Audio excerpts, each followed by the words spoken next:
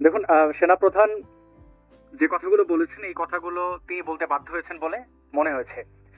যেহেতু আইন শৃঙ্খলা রক্ষার দায়িত্ব তার উপরে বর্তায়, তার যে বাহিনী আছে তাদের ম্যাজিস্ট্রেসি পাওয়ার আছে, তারপরেও এই ব্যর্থতা, এবং তিনি সেই ব্যর্থতার কারণ হিসেবে বলেছেন তার 30,000 মাত্র সৈন্য, এখন পুলিশ কাজ করছে না, অন্যান্য যে বাহিনীগুলো আছে আইন শৃঙ্খলা রক্ষার দায়িত্বে যারা নিয়োজিত তারা কাজ করছে না, তাদের মধ্যে সেই কনফিডেন্স নেই।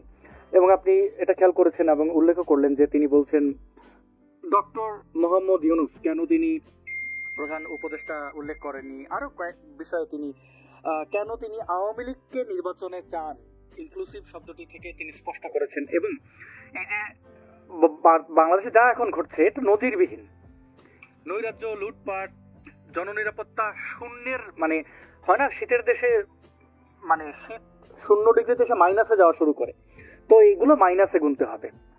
সব বিষয়ে তার বক্তব্য আমার কাছে একজন সুনাগরিকের দায়িত্বরত একজন ব্যক্তির কথাবার্তা বলেই মনে হয়েছে, যে কথাবার্তাগুলো আমরা অতীতে কারোর মুখ থেকে শুনিনি, স্বরাষ্ট্র উপদেষ্টার মুখ থেকে শুনিনি, আইন উপদেষ্টার মুখ থেকে শুনিনি ডক্টর মোহাম্মদ ইউনুসের মুখ থেকে।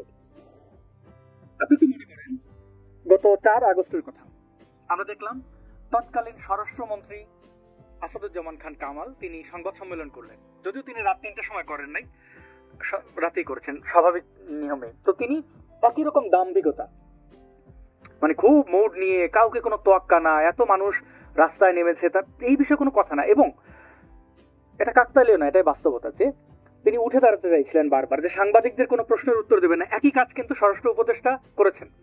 তিনি রাত 3টার সময় তার মনে হলো যে সংবাদ সম্মেলন করবেন, আমরা অনেকেই তার সময়ের সাথে মিলিয়ে দেখলাম যে আমরা কি ভেবেছিলাম পদত্যাগ আসবে, একই জিনিস ভেবেছিলাম আসাদুজ্জামান খান কামালের বেলায় আগস্টের 4 তারিখ, যে তারা অনেক মানুষ পদত্যাগ করবেন, অনেক মন্ত্রী যাদের নিয়ে বিতর্ক, তারা মেনে নেবেন যে ঠিক আছে শিক্ষার্থীদের দাবি অনেক কিছু, কিন্তু কিছুই হলো না।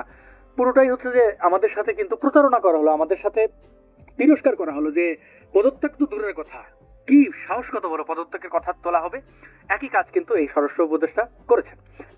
এবার হচ্ছে যে আমাদের মানে উজিরে খামাখা টামাখা এদের বাদ দেন, শিশু উপদেষ্টা এদের বাদ দিলে যদি আপনি দেখেন ডক্টর আসিফ নজরুল, তিনি একজন শিক্ষক মানুষ, তার গ্রহণযোগ্যতা বাংলাদেশের একটা শ্রেণীর মধ্যে ছিল, যাদেরকে আমরা এই প্রজন্মের সচেতন শিক্ষার্থী বলে মনে করি। তাদের কয়েকটা আইডল থাকে, এক হচ্ছে ইসলামিক দিক থেকে আইডল মিজানুর রহমান আজারি, আবার শিক্ষকদের মধ্যে তাদের আইডল হচ্ছে এই ডক্টর আসিফ নজরুল। তারা মনে করেন তিনি খুবই জ্ঞানী, তিনি অনেক তত্ত্ব আমাদের দিলেন, 26 লক্ষ ভারতীয় কাজ করে, তিনি আল্লাহ যদি আমি এই সুযোগ পাইতাম জীবন দেওয়ার চেষ্টা করতাম।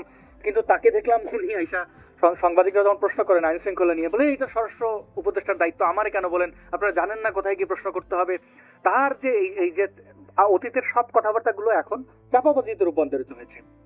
এবং এই যে শিশুরা, মানে শিক্ষার্থীরা যারা আন্দোলন করেছে, দেখেন ছাত্র আন্দোলন আমাদের দেশের ইতিহাসে একটা মানে বেশ কিছু গুরুত্বপূর্ণ ভূমিকা রেখেছে, যে কারণে ছাত্রদের আন্দোলনকে সাধারণ মানুষ সম্মান করে।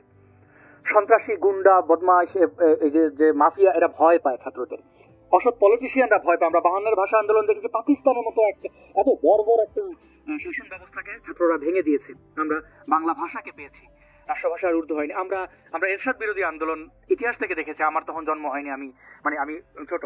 কিন্তু এই 2024-এ যে শেখ হাসিনার দীর্ঘদিনের ক্ষমতা, মানুষকে ভোটের বাইরে রাখা, এগুলো থেকে মানুষ একটা আশা তাদের উপর করেছিল, কিন্তু আমরা খুব দুঃখজনক ভাবে আমরা পেলাম কিশোর গ্যাং। কোনো সন্দেহ, কোনো রাগ ডাক ছাড়া এটা বলতে হবে এরা এক একটা কিশোর গ্যাং। এবং এদের ওই যে 180 কতজন সমন্বয়ক, এদের সবাইকে বাংলাদেশের মানুষ কিশোর গ্যাং মনে করে। আপনি তাদের বিভিন্ন বক্তব্যে দেখবেন যে মানুষের রিয়াকশন কি, মানুষ তাদের পাত্তা দেয় কিনা। তারা বিভিন্ন জায়গায় রাজনৈতিক অনুষ্ঠানের আয়োজন করলে সেখানে দেখবেন চেয়ার ফাঁকা, সবকিছু ফাঁকা,